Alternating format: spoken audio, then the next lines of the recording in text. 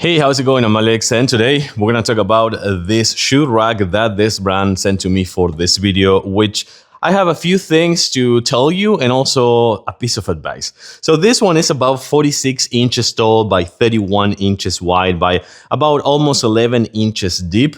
So you can put a lot of shoes. You can put a ton of like running shoes or kind of like elegant shoes and things like that. It's most for women, I would say, because this is not super deep, but it's deep enough when you put it in vertical. And that's going to be the advice that I'm going to give you in just a few seconds. Number one, the assembly process. My wife actually did this one and took her about 30 minutes, no more than that. So it's super simple. That's what she said. So I got to vouch for that.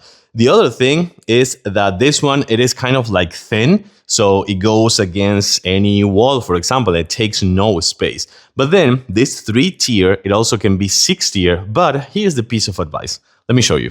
Okay, check this out. This is gonna be the first tier, and you can see that these are my wife's shoes. These are her kind of like working shoes. I don't know how the name of these ones. I don't know. And these are her kind of like everyday shoes. So as you can see, these ones are fitting perfectly here. There's no issue. It's actually pretty nice and smooth, and it comes with the 3 tiers. But then, if I want to put my shoes or men's shoes, for example, which are size 11, check this out. This one is not fitting quite properly. You know, it fits, but it's not quite fitted. So here's kind of like the piece of advice that I'm going to give you.